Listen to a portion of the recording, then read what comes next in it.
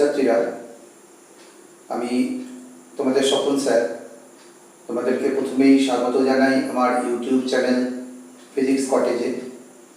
আমি আজকে যে ভিডিওটি করব সেটা ক্লাস 11-এর স্টুডেন্টদের জন্য ভেক্টর।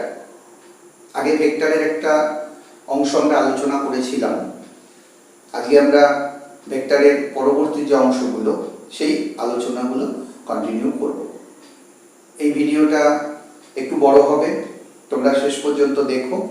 আমার মনে হয় 11-এর স্টুডেন্টরা ভেক্টর সম্পর্কে তোমাদের অনেক কিছুই যেগুলো জটিল মনে হতো সেটা অনেকটাই সহজ তোমাদের কাছে মনে হবে। লক্ষ্য করো, আমরা ভেক্টর আলোচনা করতে গিয়ে লাস্ট যেটা আলোচনা করেছিলাম সেখানে মেইনলি আমরা আলোচনা করেছিলাম একক ভেক্টর। একক ভেক্টর বা ইউনিট ভেক্টর, এই জায়গাটা কিন্তু আমরা আলোচনা করেছিলাম। আমরা পরের আলোচনায় যেতে গিয়ে আমরা কিছু এর আনুষঙ্গিক কয়েকটা ডেফিনেশন এখান থেকে একটু দেখে নিই। দ্বিতীয় যেটা আমরা আলোচনা এখানে করব সেটাকে আমরা বলছি শূন্য ভেক্টর বা কোথাও কোথাও এটাকে বলা হয় অকার্যকর ভেক্টর।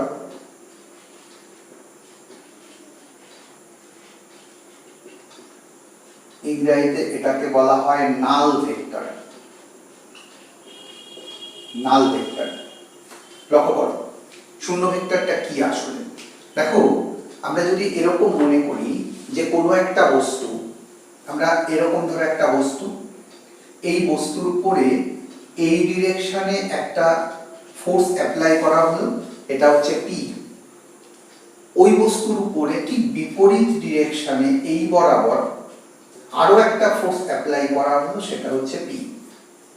তাহলে এই বস্তুটার উপরে এখন মোট কার্যকরী বল কত যদি বের করতে বলা হয়, তাহলে আমরা খুব সহজেই এখান থেকে বলতে পারি এটা হচ্ছে P minus P equal to 0।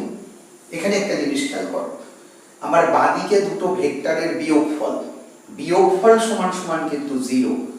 তাহলে ভেক্টরের নির্দেশ অনুযায়ী বাঁদিকের অংশটা যদি ভেক্টর হয় তাহলে ডান দিকেরটাও ভেক্টর হবে। সেই জন্য আমরা এটাকে শুধুমাত্র 0 না লিখে এটার মাথায় যদি এরকম ভেক্টর চিহ্ন দিয়ে দিই, তাহলে এই ভেক্টরটাকে আমরা বলবো এটা হচ্ছে নাল ভেক্টর বা শূন্য ভেক্টর। মাথায় রাখতে হবে, শূন্য ভেক্টর কিন্তু সাধারণ ভেক্টরগুলির মতো এটা সবসময় এক্সিস্ট করে না।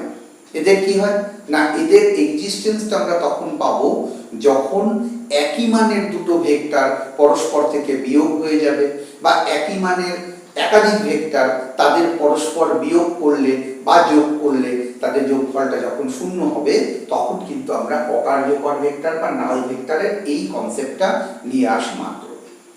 3 নম্বর যেটা আমরা আলোচনা করব সেটা হচ্ছে এক রেখীয় ভেক্টর। এক রেখীয় ভেক্টর, এদেরকে বলা হয় লিনিয়ার ভেক্টর। কিরকম এক রেখীয় ভেক্টর? ধরো আমি যদি এরকম দেখি যে আমার একটা ভেক্টর এ, এই রেখা বরাবর আরেকটা ভেক্টর বি, ধরো এরকম জায়গাতে আরেকটা ভেক্টর সি। এই ভেক্টরগুলো সবাই সমান্তরাল, অর্থাৎ ভেক্টরগুলোর ডিরেকশন সব একই। তাহলে এই ভেক্টরগুলোকে আমরা বলবো এরা হচ্ছে এক রেখীয় ভেক্টর। এর পাশাপাশি আরেকটা আমরা করব, সেটা হচ্ছে এক তলীয় ভেক্টর। এক তলীয় ভেক্টর বা ইউনিপ্লেনার ভেক্টর। কিরকম একতলীয় ভেক্টর?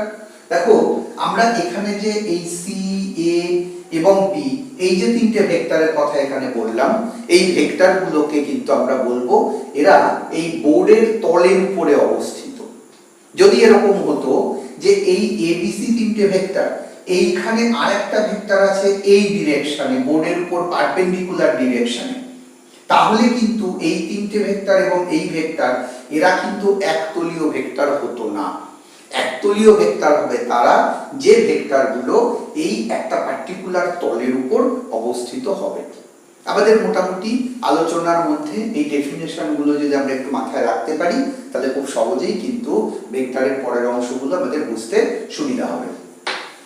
এবার আমরা আগের দিনই আলোচনায় আমরা দেখেছিলাম যে ভেক্টর এবং স্কেলারের মধ্যে পার্থক্য বলতে গিয়ে ভেক্টরকে যখন যোগ করা হয় বা বিয়োগ করা হয় সাধারণ বীজগাণিতিক পদ্ধতিতে আমরা ভেক্টরকে যোগ বা বিয়োগ করতে পারি না।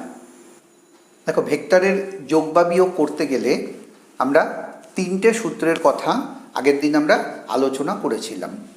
প্রথমেই যেটা আমরা বলবো 1 নম্বর, এটা হচ্ছে ত্রিভুজ সূত্র। কীরকম ত্রিভুজ সূত্র? নামটা শুনেই বুঝতে পারছো। ধরো কোনো একটা ত্রিভুজের যদি এরকম হয় যে এই বরাবর ধরো পি একটা ভেক্টর, এই ভেক্টরটা কোনো একটা ত্রিভুজের একটা বাহু, ধরো এটাকে যদি আমি ও ধরি, ও এ একটা বাহুকে নির্দেশ করছে। ধরো আরেকটা ভেক্টর কিউ, এইটা এই বরাবর এ বি এই বাহুটাকে নির্দেশ করছে। এখানে কিন্তু খেয়াল করতে হবে যে ভেক্টরগুলো আমরা নিচ্ছি তারা কিন্তু ত্রিভুজের বাহু বরাবর এবং এদের অভিমুখ কিন্তু একই ডিরেকশানে। আমি এখানে অভিমুখ বলতে বোঝাচ্ছি যে এদের ঘড়ির কাঁটার দিকে না ঘড়ির কাঁটার বিপরীত দিকে, এই জায়গাটা কিন্তু বলছি। আমরা এদেরকে সবাইকে কিন্তু দেখো অ্যান্টি ক্লকওয়াইজ নিয়েছি। তাহলে পি আর কিউ দুটো ভেক্টর, এরা মিলে তো একটা ত্রিভুজ তৈরি করতে পারলো না। আমি যদি ত্রিভুজটাকে কমপ্লিট করতে চাই তাহলে ত্রিভুজটাকে কমপ্লিট করার জন্য এই যে তৃতীয় বাহুটা, এই তৃতীয় বাহুটা মানে এবং দিকে এই দুটো ভেক্টরের লব্ধি নির্দেশ করবে। এখানে কিন্তু আমরা যখন এটাকে নোটেশন লিখব, আমরা লিখব R equal to P plus Q. কথাটা কিন্তু খেয়াল করবে, এখানে এই যে প্লাস সিম্বলটা দিচ্ছি, মুখেও কিন্তু আমরা প্লাস কথাটা বলছি, কিন্তু আসলে এখানে প্লাস মানে কিন্তু শুধুমাত্র যোগ নয়, কিন্তু যোগ বা বিয়োগ বা অন্য আরও কিছু, সেই কাজটা কিন্তু এই জায়গা থেকে বলছি। বা আমরা এটাকে এরকম মনে রাখতে পারি, এটা হচ্ছে পি আর কিউ ভেক্টরের লব্ধি ভেক্টর। কিভাবে লব্ধি হয়, কি হয় লব্ধি, আমরা আরেকটু আলোচনা করলে পরে তোমাদের বিষয়টা কিন্তু ক্লিয়ার হয়ে যাবে। তাহলে লক্ষ্য করো, আমরা যদি ত্রিভুজ সূত্রের স্টেটমেন্টটা বলতে বলে কিভাবে আমরা বলবো, আমরা এইভাবে করে বলবো যে যদি কোনো দুটি ভেক্টর ত্রিভুজের দুটি বাহু বরাবর মানে এবং দিকে একই ক্রমে সূচিত হয় তাহলে ওই ত্রিভুজের তৃতীয় বাহু বিপরীত ক্রমে গৃহীত। কথাটা কিন্তু খুব গুরুত্বপূর্ণ। লক্ষ্য করো, আমরা কিন্তু পি ডিরেকশানটা এই দিকে দিয়েছি, কিউয়ের ডিরেকশানটা এই দিকে দিয়েছি, তাহলে হিসাব অনুযায়ী সাইক্লিক অর্ডারে এই আরের ডিরেকশানটা এই দিকে হওয়া উচিত ছিল, আমরা কিন্তু আরের ডিরেকশানটা বিপরীত দিকে দিয়েছি। তার মানে লব্ধি যে ভেক্টরটা সেটা কিন্তু হবে এই ভেক্টরগুলোর যে ক্রমে নেওয়া হয়েছে, যে অভিমুখে নেওয়া হয়েছে তার বিপরীত ক্রমে কিন্তু। তাহলে দেখো, যদি এরকম ঘটনা ঘটে যে আমরা একটা ত্রিভুজ পেলাম, ধরো এইরকম একটা ত্রিভুজ, এই ত্রিভুজের এই বাহু বরাবর একটা ভেক্টর পি, এই বাহু বরাবর একটা ভেক্টর কিউ এবং এই বাহু বরাবর একটা ভেক্টর আর। তার মানে কি, এই ত্রিভুজের তিনটি বাহু বরাবর একই ক্রমে তিনটি ভেক্টর আছে। তাহলে এবার লক্ষ্য করো, আমরা এই ত্রিভুজ সূত্র অনুযায়ী বলতে পারি যে এই পি এবং কিউ এই দুটো ভেক্টরকে যদি লব্ধি করা হয়, মনে করো সেই ভেক্টরটা হচ্ছে আর1 ভেক্টর, তাহলে আমরা এখান থেকে লিখতে পারি আর1 ভেক্টর সমান সমান হবে P vector plus Q vector. আর1টা কোন ডিরেকশানে হবে? আর1টা কিন্তু এই ডিরেকশানে হবে, আর1টা বিপরীত দিকে কিন্তু। তাহলে আমি যদি এটাকে এইভাবে করে লিখি, বা পি প্লাস কিউ, এই আর1টাকে ধরো এদিকে নিয়ে এলাম মাইনাস আর1, এইটা সমান সমান 0। দেখো আর1 কিন্তু এই ডিরেকশানে, আর কিন্তু এই ডিরেকশানে, তাহলে R1কে যদি আমি মাইনাস করে দিই তাহলে কিন্তু সেটা আর ভেক্টরকে বোঝাবে। তার মানে মাইনাস R1 কিন্তু আসলে আর ভেক্টর। তাহলে এই জায়গা থেকে লিখতে পারি পি প্লাস কিউ প্লাস আর, এইটা সমান সমান কিন্তু 0। অর্থাৎ তিনটে ভেক্টর তারা যদি কোনো ত্রিভুজের তিনটি বাহু বরাবর একই ক্রমে গৃহীত হয় তাহলে ওই ভেক্টরগুলির লব্ধি কিন্তু শূন্য হবে। অর্থাৎ ওই তিনটে ভেক্টর তারা সাম্যাবস্থা সৃষ্টি করবে। তাহলে এটা আমরা কিন্তু সাম্যাবস্থার একটা শর্ত হিসাবে কিন্তু পেতে পারি। আমরা এই ভেক্টর চ্যাপ্টার পড়তে গিয়ে আরও দুটো শর্ত পাবো। একটা শর্ত হচ্ছে কিন্তু যদি তোমাকে প্রশ্ন করে সাম্যাবস্থার শর্ত লেখো, তাহলে সাম্যাবস্থার একটা শর্ত হচ্ছে যদি তিনটি ভেক্টর ত্রিভুজের তিনটি বাহু বরাবর একই ক্রমে গৃহীত হয় তাহলে ওই ত্রিভুজের ভেক্টরগুলির বীজগাণিতিক সমষ্টি শূন্য হবে এবং ওরা সাম্যাবস্থা সৃষ্টি করবে।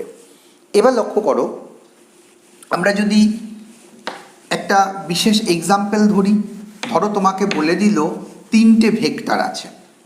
ধরো একটা ভেক্টর 3 ডাইন, আর একটা ভেক্টর 5 ডাইন, আর একটা ভেক্টর 9 ডাইন। তিনটে ভেক্টর আছে। তোমাকে বের করতে বলল এই তিনটে ভেক্টর এরা সাম্যাবস্থা সৃষ্টি করতে পারবে কি না। দেখো তিনটে ভেক্টর সাম্যাবস্থা সৃষ্টি করতে পারবে কি না। যদি এই তিনটে ভেক্টর সাম্যাবস্থা সৃষ্টি করে তাহলে অবশ্যই এই তিনটে ভেক্টরকে দিয়ে আমার একটা ত্রিভুজ তৈরি করতে হবে। লক্ষ্য করো, আমরা ত্রিভুজ তৈরি করার প্রাথমিক যে শর্তটা জানি যে কোনো ছোট দুটো বাহু তাদের যোগফল বড় বাহুটার চাইতে অবশ্যই সেক্ষেত্রে বড় থাকতে হবে। লক্ষ্য করো এখানে কি আছে, আমি যদি এই দুটোকে যোগ করি এটা কিন্তু হবে 8, এটা কিন্তু 9। তার মানে এই 3, 5 এবং 9 এদেরকে দিয়ে আমরা কিন্তু কোনো ত্রিভুজ তৈরি করতে পারি না। তার মানে এই তিনটে ভেক্টর কিন্তু কখনোই সাম্যাবস্থা তৈরি করতে পারবে না। আমাদের কিন্তু এমসিকিউতে যখন কোশ্চেন দেবে এই ধরনের কোশ্চেন কিন্তু এই জায়গা থেকে দিতে পারে। দেখো ভেক্টর সংযোজনের পরের যে সূত্রটা সেটাকে আমরা বলছি এটা বহুভুজ সূত্র। বহুভুজ সূত্র, বহুভুজ সূত্র দেখো নামটা থেকেই আমরা বুঝতে পারছি যেখানে অনেকগুলো বাহু বা ভুজ থাকবে। কীরকম, ধরো কোনো একটা জায়গাতে অনেকগুলো ভেক্টর, ধরো এই ডিরেকশানে একটা ভেক্টর পি, এই ডিরেকশানে একটা ভেক্টর কিউ, এই ডিরেকশানে একটা ভেক্টর আর, এই ডিরেকশানে একটা ভেক্টর এস। এই ভেক্টরগুলো আমরা পরপর দেখো একই অভিমুখে কিন্তু, তার মানে এদেরকে কিন্তু আমরা এটা করেছি অ্যান্টি ক্লকওয়াইজ। তাহলে এই ভেক্টরগুলোর লব্ধি হবে এই বাহুটা, যে বাহুটা কিন্তু আমার বিপরীত ক্রমে গৃহীত হলো। তার মানে কি দাঁড়ালো, আমরা যখন কোনো বহুভুজের বাহু বরাবর একই ক্রমে মানে এবং দিকে অনেকগুলো ভেক্টরকে সূচিত করব তখন বহুভুজের শেষ বাহুটা বিপরীত ক্রমে গৃহীত, সে ওই ভেক্টরগুলোর লব্ধি নির্দেশ করবে।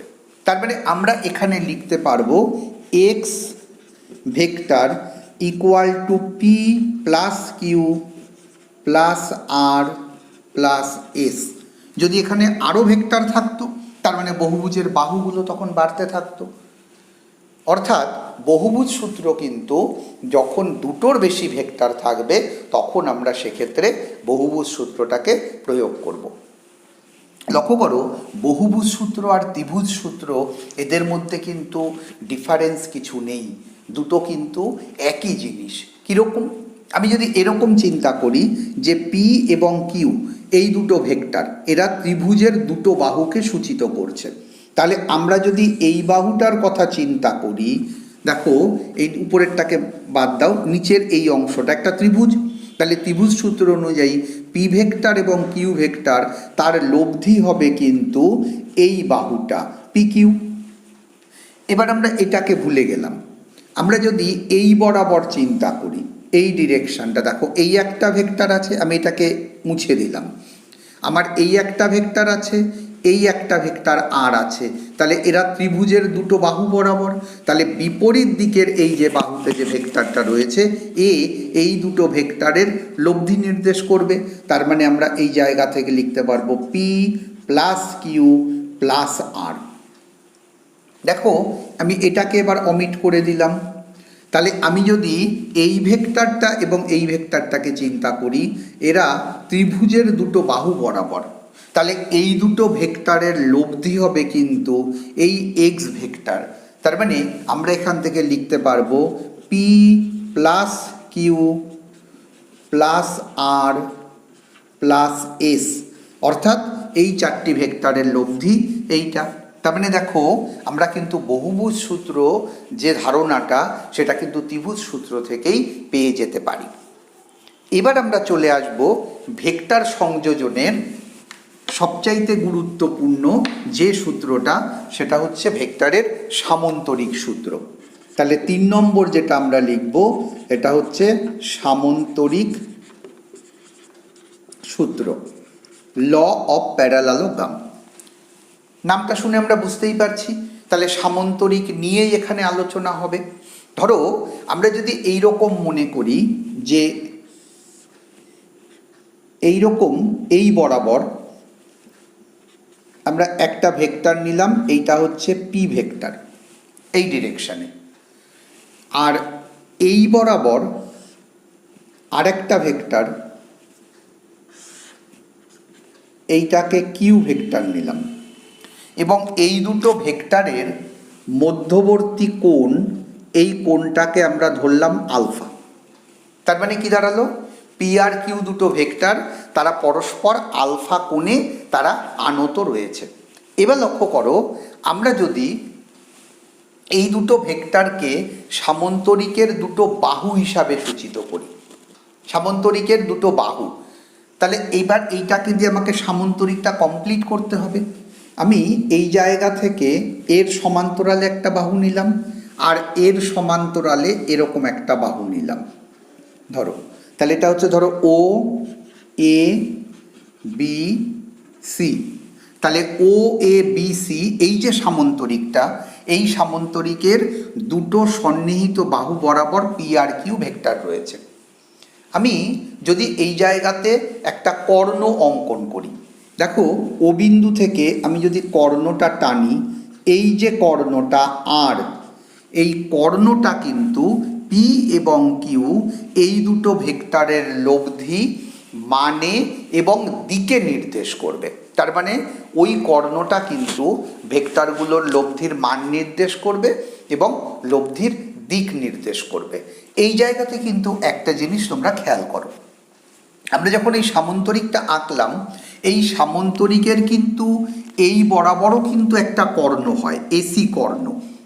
এসি কর্ণ কিন্তু এই দুটো ভেক্টরের লব্ধি নির্দেশ করবে না, নির্দেশ করবে কিন্তু ওবি কর্ণ, অর্থাৎ যে বিন্দু দিয়ে ভেক্টর দুটো রয়েছে ওই বিন্দু দিয়েই যে কর্ণটাকে আঁকা যাবে, সেই কর্ণটাই কিন্তু ভেক্টরগুলোর লব্ধি নির্দেশ করবে। তাহলে আমরা স্টেটমেন্টটা কীরকম বলতে পারি, আমরা বলতে পারি যে যদি দুটি ভেক্টর সামন্তরিকের দুটো সন্নিহিত বাহুকে মানে এবং দিকে নির্দেশ করে, তাহলে ওই বিন্দু থেকে অঙ্কিত সামন্তরিকের কর্ণটি ভেক্টরগুলোর লব্ধি, মানে এবং দিকে সূচিত করবে। আমাদের স্টেটমেন্টটাকে এবার গাণিতিক সম্পর্কে নিয়ে আসতে হবে, অর্থাৎ এই মানটা কত হবে এবং দিকটা কি হবে, এইটা কিন্তু এবার আমাদের নির্ণয় করতে হবে। লক্ষ্য করো, এইটা করবার জন্য আমরা কি করলাম, এই জায়গা থেকে এই ভূমিটাকে এদিকে বর্ধিত করলাম, আর বি বিন্দু দিয়ে এর উপরে একটা লম্ব অঙ্কন করলাম। মনে করো এই বিন্দুটা হচ্ছে ডি, আমরা এই কোণটাকে যেহেতু আলফা ধরেছি, তাহলে আমার এই কোণটাও আলফা। এখানে দেখো এই বাহুটা কিন্তু কিউ ভেক্টরের মানের সমান, তাহলে এই এবি বাহুটাও কিন্তু কিউ ভেক্টরের মানের সমান হবে। কিন্তু আমরা এখানে একটা সমকোণী ত্রিভুজ ও বি ডি, এই সমকোণী ত্রিভুজ ও বি ডি, এই ত্রিভুজের মধ্যে দেখো যদি পিথাগোরাসের উপপাদ্য কাজে লাগাই তাহলে লিখতে পারবো ওবি স্কয়ার সমান সমান ওডি স্কয়ার প্লাস বিডি স্কয়ার। এক্ষেত্রে এখানে কিন্তু তোমরা একটা জিনিস মাথায় রাখবে, আমরা যে রিলেশনটা প্রুভ করব সেই রিলেশনটা কিন্তু এই আর ভেক্টরের সাথে পি ভেক্টর এবং কিউ ভেক্টর এবং এদের এই যে মধ্যবর্তী কোণ আলফা, এদের দিয়ে রিলেশন হবে, অন্য কোনো টার্ম কিন্তু এর মধ্যে থাকবে না। সেই জন্য ওই টার্মগুলো যাতে না থাকে সেই জন্য এখানে আমাদের কিছু ট্রিক্স কাজে লাগাতে হবে। সেই ট্রিক্সগুলো কিন্তু তোমরা যখন আসলে রেজাল্টটা জানতে পারবে তখন খুব সহজেই ট্রিক্সগুলো কাজে লাগাতে পারবে। দেখো আমরা কি করছি, দেখো ওবি, ওবি মানে কিন্তু আর ভেক্টর, এটা আমরা জানি। ওডি, ওডি মানে কিন্তু দেখো এই জায়গা থেকে এই পর্যন্ত, এটা কিন্তু আমরা জানি না। সেই জন্য আমরা কি করব, এইটাকে এই ওএ এবং এডি এদের যোগফল হিসাবে লিখছি। মানে আমি এখান থেকে লিখছি ও এ প্লাস এডি তার হোল স্কোয়ার, আর বিডিটাও আমরা এখানে জানি না, তবু এখানে এখন বিডি স্কোয়ার লিখছি এইটা। এবার এইটাকে হোল স্কোয়ারের ফর্মুলা ভাঙিয়ে দাও, ও এ স্কোয়ার এডি স্কোয়ার টু ও এ এডি প্লাস বিডি স্কোয়ার। এবার এখানে লক্ষ্য করো ওএ মানে আমরা কিন্তু লিখতে পারবো এই যে ওএ, এইটা মানে এই পি ভেক্টরের মান আমরা লিখতে পারবো, সেই জন্য এইটাকে কিন্তু আমরা লিখছি পি স্কোয়ার। এবার দেখো এডি স্কোয়ার, এই এডি মানে কিন্তু এই মানটা, এটা কিন্তু আমরা জানি না এইটুকুনি। আবার এখানে আরেকটা টার্ম আছে বিডি স্কোয়ার, বিডি মানে কিন্তু এই টার্মটা।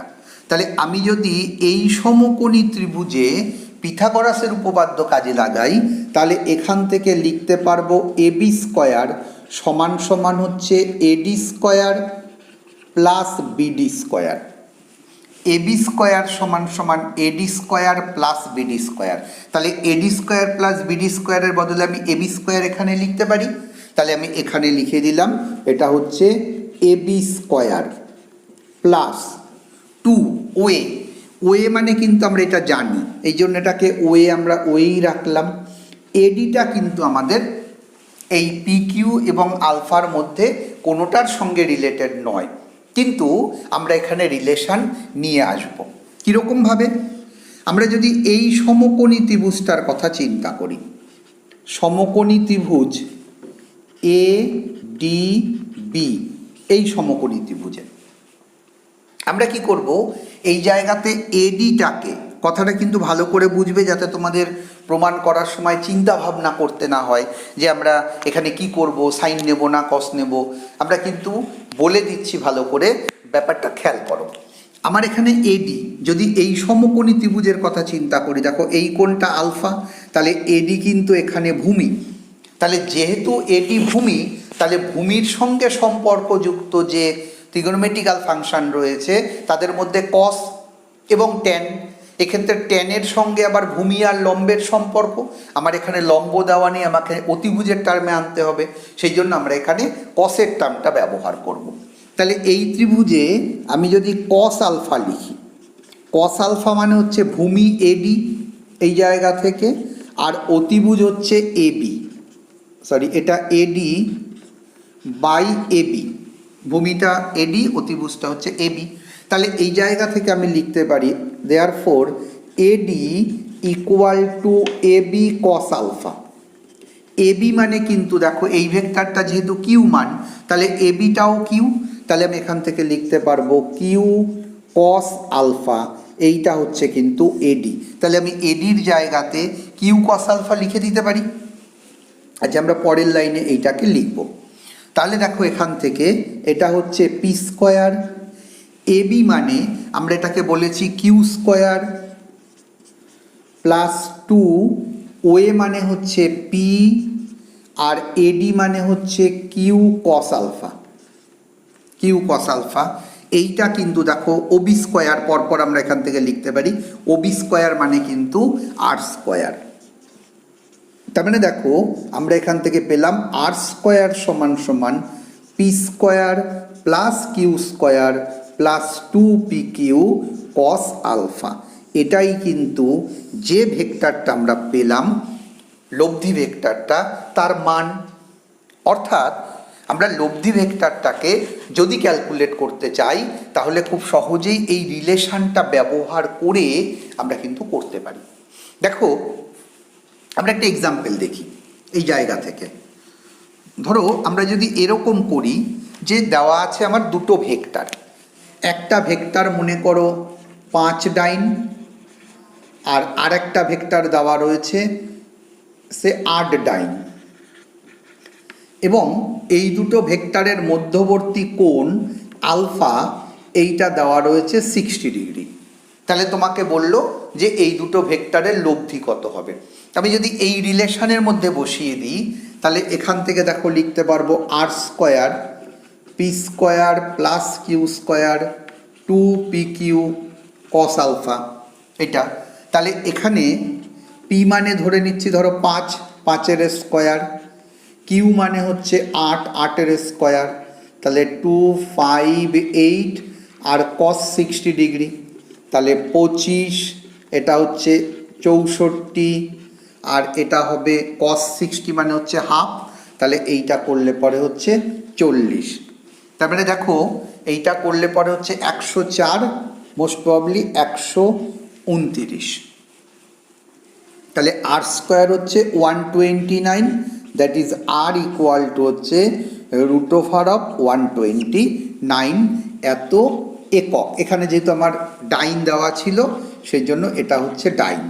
এখানে কিন্তু মাথায় রাখতে হবে তুমি যখন আর ভেক্টরের মান বের করবে তখন কিন্তু এখানে একক কথাটা আমাকে লিখে দিতে হবে। যেহেতু আমার এখানে একক দেওয়া রয়েছে বলে আমি ডাইন লিখলাম, যদি একক দেওয়া না থাকে আমরা নতুন করে কিন্তু এককটা এখানে লিখব। এরকমভাবে আমরা এই ফর্মুলাটাকে কাজে লাগিয়ে বিভিন্ন অ্যাঙ্গেলে যখন ভেক্টরগুলো থাকবে সেই ভেক্টরগুলোর কিন্তু আমরা লব্ধি বের করতে পারবো। আমরা আরেকটা এক্সাম্পল দেখি। ধরো দুটো ভেক্টর, সেই দুটো ভেক্টরের লব্ধি যে ভেক্টরটা সেটা ওই ভেক্টরগুলোর সঙ্গে সমান। মানে আমার দুটো ভেক্টর ধরো পি আর কিউ এরা সমান বলা রয়েছে, আর লব্ধি যেটা আর সেটাও এদের সাথে সমান। তার মানে দুটি সমান মানের ভেক্টর পরস্পর লব্ধি হয়ে একই মানের আরেকটা ভেক্টর সূচিত করছে। তাহলে আমাকে এখানে বের করতে বলল যে আলফা সমান সমান কত, কোনটা কত হবে। তাহলে তুমি এই রিলেশনটা লেখো। তাহলে আর স্কোয়ার সমান সমান P square plus Q square 2pq cos alpha. R এর জায়গাতে আমি পি লিখে দিলাম, এটাকে পি স্কোয়ার লিখলাম, পির জায়গায় পি স্কোয়ার থাকলো, কিউ স্কোয়ারের জায়গাতেও পি স্কোয়ার থাকলো, 2p কিউর জায়গাতে লিখলাম পি কস আলফা।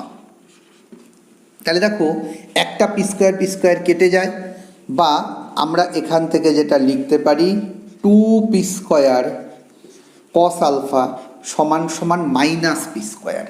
তাহলে এই জায়গা থেকে লেখা যায় কস আলফা সমান সমান মাইনাস হাফ, দেয়ারফোর আলফা সমান সমান 120 ডিগ্রি।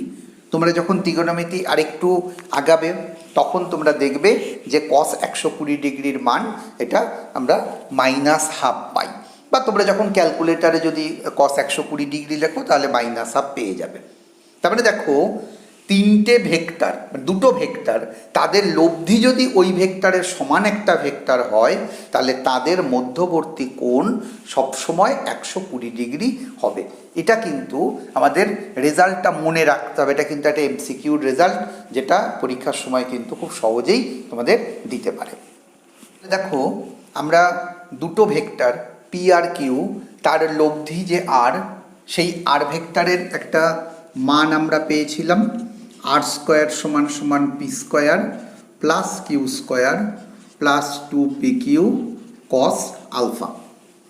এখানে কিন্তু খেয়াল করতে হবে আর কিন্তু ভেক্টর, তাহলে যদি আর ভেক্টর হয় তাহলে ভেক্টরের শুধুমাত্র মান দিয়ে কিন্তু আমরা ভেক্টরকে সূচিত করতে পারবো না, আমাকে বের করতে হবে আর ভেক্টরটার ডিরেকশান কোন দিকে, অর্থাৎ যে লব্ধি ভেক্টরটা পাচ্ছি সেই লব্ধি ভেক্টরটার ডিরেকশানটা কিন্তু আমাদের বের করতে হবে।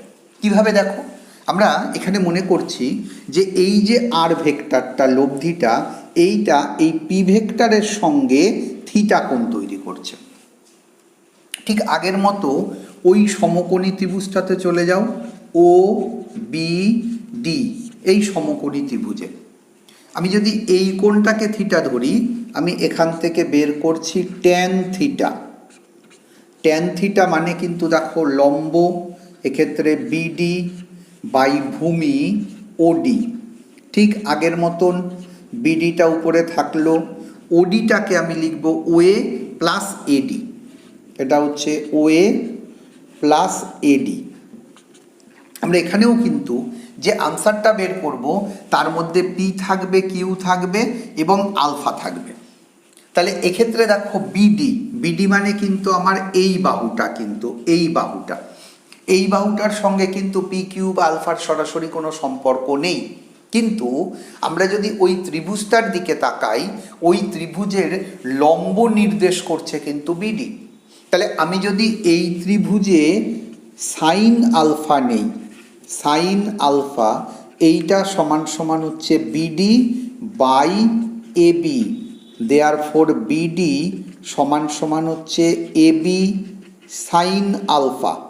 এবি মানে কিন্তু দেখো কিউ ভেক্টরের, যেহেতু এটা সমান্তরাল তাহলে এটাকে আমি কিউ লিখতে পারি, কিউ সাইন আলফা, এইটা হচ্ছে বিডি, এর বদলে আমরা লিখতে পারি। আর এডির বদলে আমরা আগেই দেখিয়েছিলাম, এডির বদলে কিন্তু আমরা লিখতে পারবো কিউ কস আলফা। এখানে মানগুলো বসিয়ে দিই, তাহলে বিডির বদলে আমরা লিখছি এখানে Q sine alpha by OA. OA মানে কিন্তু দেখো এইটা, এটা হচ্ছে কিন্তু পি ভেক্টর, আর এর বদলে লিখছি আমরা কিউ কস আলফা, এইটা সমান সমান কিন্তু ট্যান থিটা। অর্থাৎ যে ভেক্টর দুটোর লব্ধি আমরা আর পেলাম সেই লব্ধি ভেক্টরটার অভিমুখ। এই জায়গাতে কিন্তু এই রিলেশনটা মনে রাখতে গেলে বা এই রিলেশনটাকে অন্য রিলেশনের সাথে যাতে গুলিয়ে না যায় আমাদের একটু কায়দা করে মনে রাখতে হবে। এখানে একটা জিনিস খেয়াল করো, আমরা যে থিটা কোণটা বের করেছি, এই থিটা কোণটা আর ভেক্টর যে কোণটা, তো যে ডিরেকশানটাকে দিচ্ছে সেই ডিরেকশানটা নির্দেশ করছে কার সঙ্গে না, ডিরেকশানটা হচ্ছে কিন্তু এই পি ভেক্টরের সঙ্গে। আমার এই ছবি অনুযায়ী আমি যদি এই কোণটাকে থিটা ধরতাম, এই উপরের কোণটা, তাহলে তখন এই থিটা কোণটা হতো কিন্তু কিউ ভেক্টরের সঙ্গে। অর্থাৎ আমরা কিন্তু এই জায়গাতে পি ভেক্টরের সঙ্গে এই কোণটা দেখছি, কিন্তু সেই জন্য মনে রাখার সুবিধার্থে আমি এই কথাটা বলি, এটা কিন্তু নিয়ম নয়। আমরা এইভাবে করে, মানে আমি অন্তত যেভাবে করে মনে রাখি, দেখো এখানে কি হয়, দেখো ট্যান মানে কি, ট্যান মানে হচ্ছে লম্ব বাই ভূমি। তাহলে আমি যদি এই ছবিটাকে, এটা কিন্তু সমকোণ নয়, আমি কিন্তু জাস্ট একটা মানে সিমিলারিটি আনবার জন্য কথাটা বলছি, এইটাকে যদি কিউটাকে যদি আমি উপরের দিকে বলে এটাকে লম্ব হিসাবে ধরছি, পিটাকে ভূমিতে নিচে রয়েছে তাই ভূমিতে ধরছি। সেই জন্য দেখো এক্ষেত্রে লম্ব যে ভেক্টরটা সেটা উপরে রয়েছে, ভূমিতে যে ভেক্টরটা কি পি সেটা নিচে রয়েছে, এবং লম্ব ভেক্টরটা কিন্তু নিচে দুবার, উপর নিচে একবার উপরে একবার কিন্তু রয়েছে। সাইন কস কীভাবে আমরা মনে রাখবো, দেখো ট্যান মানে হচ্ছে sine alpha by cos alpha, তাহলে আমার মনেই থাকবে সাইন উপরে থাকছে, কস নিচে থাকছে। আমরা কিন্তু এইভাবে করে ভেক্টরটাকে, এই রিলেশনটাকে মনে রাখবো। কিন্তু এই রিলেশনটাকে ব্যবহার করে যখন তোমাকে অঙ্ক করতে দেবে, আমি এক্ষুনি যে এক্সাম্পলটার কথা বলছিলাম, আমি সেই এক্সাম্পলটাকে যদি বলি, ধরো দুটো ভেক্টর, একটা হচ্ছে 5 ডাইন, একটা হচ্ছে 8 ডাইন, এই দুটো ভেক্টর পরস্পর, ধরো এদের মধ্যবর্তী কোণ আলফা, এটা 60 ডিগ্রি। তোমাকে বের করতে বললো যে এই ভেক্টর দুটোর লব্ধি নির্ণয় করো। আমি এক্ষুনি যে উদাহরণটা করেছিলাম, আনসারটা √129 বেরিয়েছিল, সেইটা কিন্তু এই আর ভেক্টরের মান বেরিয়েছিল। এখানে কিন্তু তোমাকে বের করতে হবে ওই আর ভেক্টরটার ডিরেকশানটা। তাহলে ডিরেকশানটা বের করতে গেলে কি করব, আমি এই সমীকরণে যদি মান বসাই, তাহলে এখান থেকে আমি লিখতে পারবো tan থিটা কিউ ভেক্টর। আমি আগের অনুযায়ী এই 8টাকে কিউ ধরেছিলাম, তাহলে এটাকে লিখছি 8 sin 60 ডিভাইডেড বাই 5 প্লাস 8 cos 60, cos আলফার মানটা 60। এবার এখান থেকে ক্যালকুলেট করে আমি থিটা পাবো, এবং তোমরা ক্যালকুলেটারের সাহায্যে যদি ট্যান ইনভার্স মোডে যাও তখন তুমি থিটার মানটা কত বের করতে পারবে। কিন্তু এখানে কিন্তু একটা জিনিস খেয়াল করতে হবে, তুমি ধরো বইয়ের একটা অঙ্ক করলে, দেখলে যে বইয়ের অঙ্কটার উত্তরটা যা দেওয়া আছে তোমার উত্তর কিন্তু সেটা মিলল না। এটা হতেই পারে। কেন হবে? তার কারণ হচ্ছে তুমি এখানে যেটা করেছো, দেখো তুমি কিন্তু ধরে নিয়েছো এই যে 5 ভেক্টরটা এই ভূমির দিকে রয়েছে, কিন্তু বইয়ে যারা অঙ্কটা করেছে তারা হয়তো ধরে নিয়েছে 8 ভেক্টরটা ভূমির দিকে রয়েছে, 5 ভেক্টরটা উপরের দিকে রয়েছে। তার মানে তারা কিন্তু এই অ্যাঙ্গেলটাকে নির্দেশ করেছে, এই অ্যাঙ্গেলটা। তুমি কিন্তু বের করেছো এই অ্যাঙ্গেলটা, ফলে তোমার উত্তর মেলার সম্ভাবনা নেই। যদি এরকম সিচুয়েশান হয় তাহলে তুমি কি করবে, যখন ধরো এখান থেকে উত্তর লিখবে, এখান থেকে একটা থিটার মান আমরা পাবো, তখন আমি কিন্তু লিখব যে লব্ধি ভেক্টরটি এই 5 বলের সঙ্গে এত কোণ করে রয়েছে। মানে তুমি যেটাকে ভূমিতে ধরেছ সেই বলের সঙ্গে কত কোণ করে রয়েছে সেটা তোমাকে আনসারে লিখতে হবে। তাহলে কিন্তু অঙ্কের উত্তর নিয়ে কোনো সমস্যা থাকবে না। তাহলে দেখো, আমরা কিন্তু ভেক্টরের সামন্তরিক সূত্র, ভেক্টরের সামন্তরিক সূত্রের প্রমাণ এবং ভেক্টরের সামন্তরিক সূত্র কাজে লাগিয়ে কিভাবে কোনো অঙ্কগুলোকে আমরা করতে পারি সেটা আমরা এখানে দেখলাম। তোমরা বাড়িতে তোমাদের যাদের কাছে যেরকম বই থাকবে সেই বইগুলো থেকে এই সম্পর্কিত কিছু অঙ্ক কিন্তু খুব সহজেই প্র্যাকটিস করতে পারবে। এবার আমরা এখানে আরেকটা জিনিস আলোচনা করব, যে আমরা কিন্তু দেখো হেডিংয়ে লিখেছিলাম ভেক্টর সংযোজন। ভেক্টর সংযোজন মানে ভেক্টরের যোগফল। কিন্তু আমি যদি দুটো ভেক্টরকে বিয়োগ করতে চাই, যাদেরকে আমি বলছি ভেক্টর বিভাজন, ভেক্টরের বিয়োগফল, ভেক্টরের বিয়োগফল।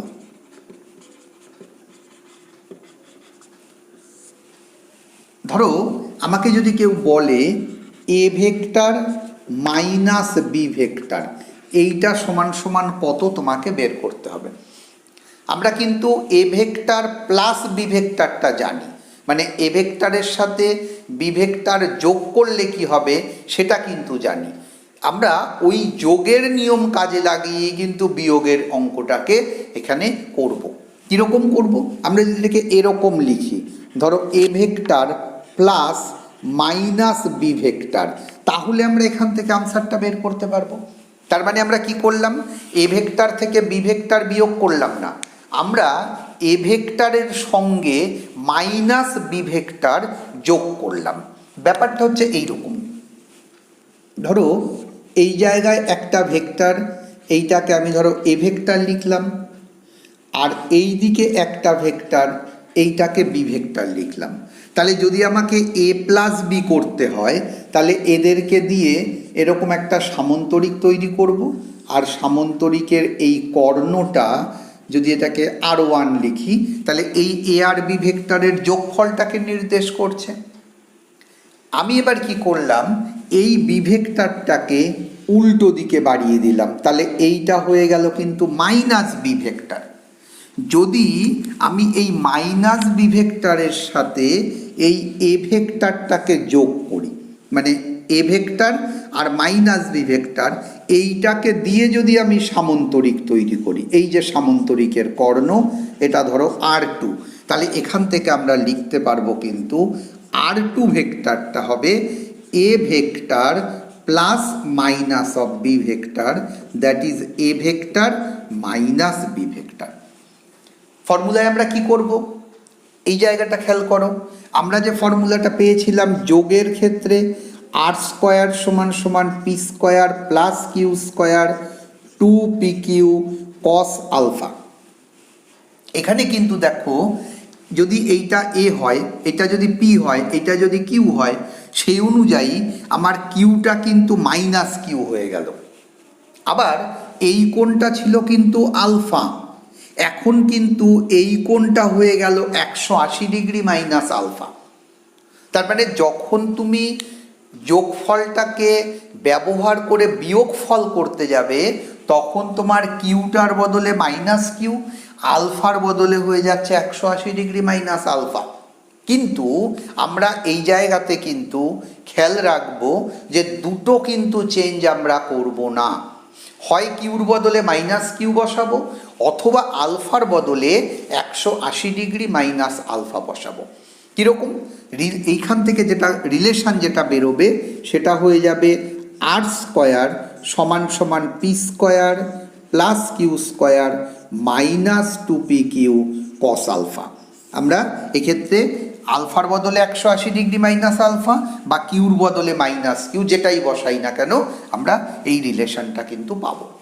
ভেক্টরের বিয়োগের বেলায় কিন্তু এই জায়গাটা খেয়াল করতে হবে, দুটোকেই যদি আমরা পরিবর্তন করি তাহলে কিন্তু ভেক্টরের বিয়োগফলটা আমরা পাবো না। কিন্তু এবার দেখো এই বিয়োগফলের ভেক্টরগুলো যদি পরস্পর লম্ব হতো, ধরো দুটো ভেক্টর আমরা যদি এরকম দেখি, এই একটা ভেক্টর এবং এই একটা ভেক্টর, এটা এ ভেক্টর এটা বি ভেক্টর, এরা পরস্পর 90 ডিগ্রি কোণ করে ছিল, তাহলে এই ভেক্টরটা R1 এই দুটো ভেক্টরের যোগফল নির্দেশ করছে। আর আমি যদি নিচের দিকে এটাকে মাইনাস বি করি তাহলে এই যে নিচের দিকে এই সামন্তরিকের যে কর্ণটা এটা যদি R2 লিখি তাহলে এইটা কিন্তু এ ভেক্টর এবং বি ভেক্টরের বিয়োগফল নির্দেশ করবে। এখানে লক্ষ্য করো, আমি যদি এই তোমার জ্যামিতির সাহায্য নিই তাহলে কিন্তু বলতেই পারবো R1 এই কর্ণের দৈর্ঘ্য আর R2 কর্ণের দৈর্ঘ্য কিন্তু সমান, কেন উপরেরটাও আয়তক্ষেত্রটার যা মাপ নিচের আয়তক্ষেত্রের মাপটাও একই। তার মানে দুটো ভেক্টরের যোগফল এবং দুটো ভেক্টরের বিয়োগফল কিন্তু সমান হচ্ছে। কখন? যখন ভেক্টরগুলোর মধ্যবর্তী কোণ 90 ডিগ্রি। এটাও কিন্তু এমসিকিউর একটা বিশেষ কোশ্চেন যে দুটো ভেক্টরের যদি মধ্যবর্তী কোণ 90 ডিগ্রি হয় তাহলে ভেক্টরগুলোর যোগফল এবং ভেক্টরগুলোর বিয়োগফল তাদের সাংখ্যমান কিন্তু সমান হয়। আমরা এটাকে এই ভেক্টরের ফর্মুলাটা কাজে লাগিয়েও কিন্তু প্রমাণ করতে পারি। দেখো আমরা পেলাম আর স্কোয়ার সমান সমান P square plus Q square plus 2pq cos alpha. এক্ষেত্রে আলফার মানটা কিন্তু 90 ডিগ্রি, তাহলে আমরা এখান থেকে লিখতে পারবো P square plus Q square, এইটা হচ্ছে কিন্তু আর স্কোয়ার। দেখো এই কস 90 ডিগ্রির মান 0 হয়ে যাবে, তাহলে আমি এই জায়গা থেকে লিখতে পারি আর সমান সমান √অফ P square plus Q square. এইটা যদি যোগফলের ক্ষেত্রে হয়, বিয়োগফলের ক্ষেত্রেও একই রকম মধ্যবর্তী কোণ 90 ডিগ্রি, কিউর বদলে মাইনাস কিউ, তাহলে তুমি যখন কিউর বদলে মাইনাস কিউ বসাবে যেহেতু কিউ স্কোয়ার তাহলে মাইনাস কিউ স্কোয়ারটা কিউ স্কোয়ারই হয়ে যাবে, তাহলে R1 এবং R2 কিন্তু একই থাকবে। এই রেজাল্টটা কিন্তু তোমরা মনে রাখার চেষ্টা করবে। তাহলে আমরা আজকে যে আলোচনাটা করলাম সেই জায়গাটাকে আমরা আরেকবার একটু সাম আপ করে নিই। আমরা প্রথমে আলোচনা করলাম যে শূন্য ভেক্টর কি, এবং আমরা আলোচনা করলাম তোমার একরক্ষীয় ভেক্টর, আমরা আলোচনা করলাম একতলীয় ভেক্টর, এবং তারপরে ভেক্টরকে কিভাবে যোগ করা যায়। ভেক্টরকে যোগ করার ক্ষেত্রে 3টে সূত্রের কথা বললাম, একটা হচ্ছে ভেক্টরের ত্রিভুজ সূত্র, একটা ভেক্টরের বহুভুজ সূত্র এবং একটা ভেক্টরের সামন্তরিক সূত্র। সামন্তরিক সূত্র থেকে আমরা ভেক্টরের যে মান বের করা, যে রিলেশনগুলো বের করা, মানের ভেক্টরের দিক বের করা, এগুলো সব আমরা কিন্তু দেখলাম। এবং সবার শেষে দেখলাম যে ভেক্টরকে কিভাবে বিয়োগ করা যায়। বিয়োগের জন্য আলাদা কোনো ফর্মুলা নেই, শুধুমাত্র যোগের ফর্মুলাগুলোকেই বিয়োগের ফর্মুলা হিসাবে আমরা এখানে ব্যবহার করছি। আশা করি যে ভিডিওটা তৈরি হলো সেটা তোমাদের সবার খুব কাজে লাগবে। যারা নতুন 11-এ যেতে চাচ্ছ তারা অবশ্যই একটা আইডিয়া পাবে যে সায়েন্সের ক্ষেত্রে ভেক্টর চ্যাপ্টারটা কিভাবে আমরা পড়ব, কতটা গুরুত্বপূর্ণ। তোমরা যারা এখনও আমার চ্যানেলটা সাবস্ক্রাইব করোনি, চ্যানেলটাকে সাবস্ক্রাইব করে নেবে, যাতে করে নতুন নতুন ভিডিওগুলো তোমরা পেতে পারো। আর এটাকে লাইক করবে আর শেয়ার করে দেবে, যাতে বন্ধুরাও ভিডিওটা ভালোভাবে দেখতে পারে। সবাইকে ধন্যবাদ।